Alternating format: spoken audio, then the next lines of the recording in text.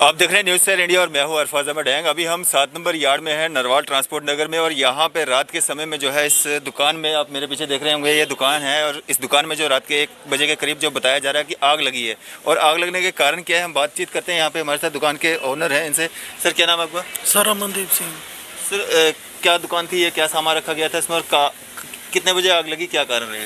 1-1:30 बजे आग लगी थी। मुझे इनका फ़ोन आया था ढाबे वाले का जी। वो कह रही हैं कि आग लग गई है।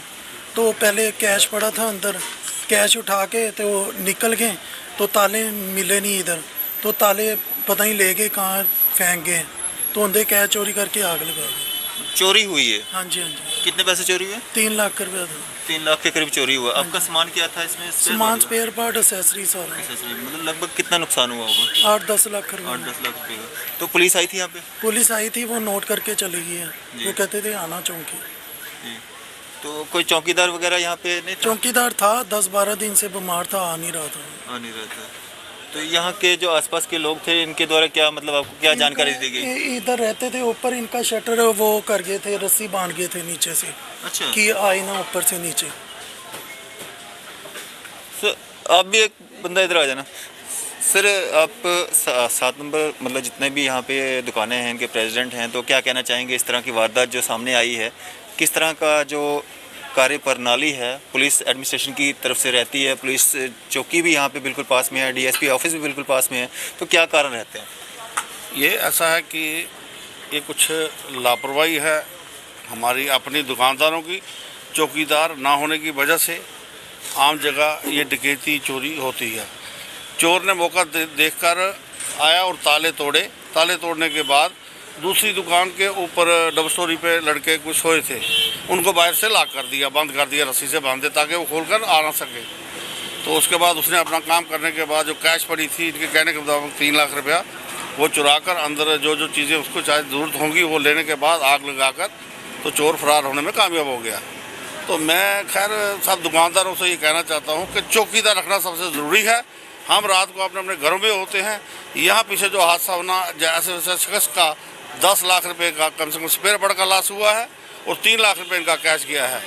तो इस महामारी कोविड-19 के दौरान इतना बड़ा लॉस होना बहुत मुश्किल की बात है। तो मैं अपने दुकानदारों से सबसे कहना चाहता हूँ, एक गुजारिश करता हूँ कि चौकीदारों को रखो, ज़रूरी रखो, उनको पैसे दे दो, खुद आधा फुल्का खाओ, उनके लिए दे दो ताकि वो चौकीदारी करें और आपके लिए पीछे चोरी चिकारी आग एक जरिए से बच जाए।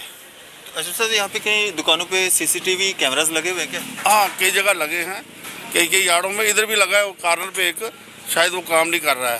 तो अब हम इसके बारे में गौर करेंगे कि हम हर स्टिप में कैमरे लगवाएं। तो आप ढाबा चलाते हैं यहाँ पे? हाँ, ये दुकान चला। क्या नाम है आपका? सुदेश। क्या हुआ था रात को, किस वक्त आपको पता चला यहाँ पे आग लगी? देखो 4 बजे।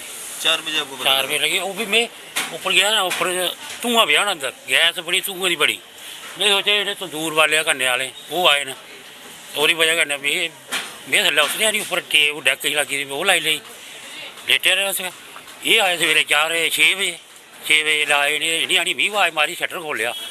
मैं ऊपर थल्ला आया, वो शटर ही खोला, अंदर खुला ही नहीं हो। मैं बाहर खोलो, हाँ आखिर बाहर खुला था, मैं नहीं खुला नहीं है।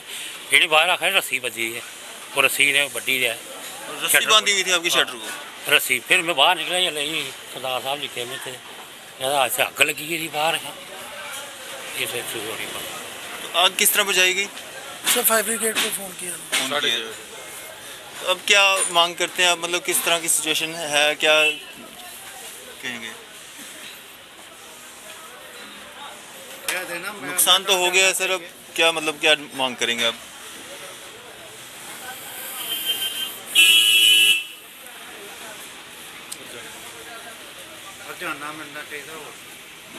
इंश्योरेंस है? इंश्योरेंस भी नहीं।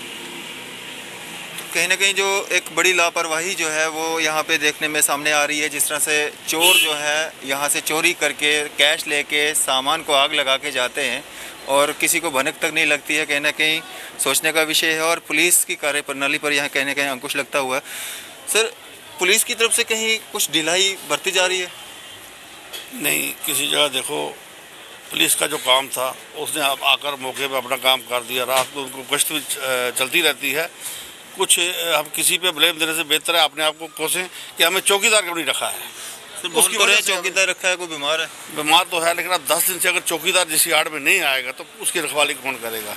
तो इसलिए ये हम खुद लोगों की जिम्मेदारी है कि अगर एक चौकीदार एक स्ट्रिप में नहीं आ रहा है, हमें दूसरा चौकीदार उसकी जगह रखना चाहिए ताकि हम अपनी चोरी से, इस वारदात से बच सकें। जी, तो हम कोशिश करेंगे यहाँ पे जो पुलिस के आला अधिकारी हैं उनसे भी बात करें और जानने की कोशिश करें कि इस जो विषय पे उन्होंने क्या किया है।